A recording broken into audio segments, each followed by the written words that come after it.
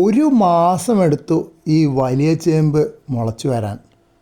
അത് യഥാർത്ഥത്തിൽ മുളച്ചു വരാനുള്ള സമയമാണോ അതോ സീസൺ ആയപ്പോൾ മുളച്ചാണോ എന്നറിയില്ല. പക്ഷെ സീസണായതാവാൻ വഴിയില്ല. സാധാരണ ഇങ്ങനത്തെ ചെടികൾ സീസണലായിട്ട് മുളയ്ക്കണമെങ്കിൽ മഴക്കാലമാവണം. മഴക്കാലമായിട്ടില്ല. ഇതിപ്പോൾ മെയ് മാസം തുടങ്ങിയിട്ടല്ലേ ഉള്ളൂ. മെയ് മാസത്തിൽ അത്ര സ്ട്രോങ് ആയിട്ട് മഴയൊന്നും പെയ്തില്ല. ഇടയ്ക്കൊക്കെ മഴ പെയ്തു. ആ ചെടിച്ചട്ടിയിൽ വേറെയും ചെടികളുണ്ട്. വാടിപ്പോയ മണി പ്ലാന്റ് കാണാം.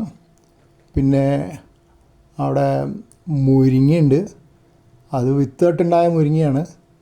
അതും അവിടെ കാണാം. അതൊക്കെ കൂട്ടിനായിട്ടുണ്ടാവും. വേറെ നിവൃത്തിയില്ല. സ്ഥലമില്ലാത്തപ്പോൾ ഇങ്ങനെയൊക്കെ ഒപ്പിക്കാനല്ലേ പറ്റുള്ളൂ. എങ്ങനെയെങ്കിലും ഇനി ഈ ചേമ്പിനെ ഞങ്ങൾ പറയാറ് കുളമ്പേമ്പെന്നാണ് പണ്ട് ചെറുപ്പത്തിൽ പറയാറ്. വലിയ ഇലകളാണ്. ഏകദേശം ആനച്ചെവിയുടെ സൈസോ അതിൽ കൂടുതലോ വലുപ്പമുള്ള ഇലകളാണ് ഉണ്ടാവാറ്. ചേമ്പും അതേപോലെ നല്ല വലുപ്പം ഉണ്ടാവാറുണ്ട്. കണ്ടറിയാം. ഇത് മറുവശത്തു നിന്ന് എടുത്ത വീഡിയോ ക്ലിപ്പാണ്. പിന്നെ ചപ്പ് ചവറൊക്കെ കൂട്ടിയിരിക്കുന്നത് മൾച്ചിങ് അഥവാ പൊതയിടലിൻ്റെ ഭാഗമായിട്ടാണ്. വേനൽക്കാലത്ത് പ്രത്യേകിച്ചും വെള്ളം നഷ്ടപ്പെടാതിരിക്കാൻ. ചെടിച്ചട്ടിയിലാകുമ്പോൾ ഒരു പ്രശ്നം എന്താണെന്ന് വെച്ചാൽ നമ്മൾ ഒഴിച്ചു കൊടുക്കുന്ന വെള്ളത്തിൻ്റെ അധികമുള്ളത് താഴെ ചെടിച്ചട്ടിയുടെ ദ്വാരങ്ങളിൽ കൂടെ മുറ്റത്തേക്ക് ഇറങ്ങിപ്പോവും.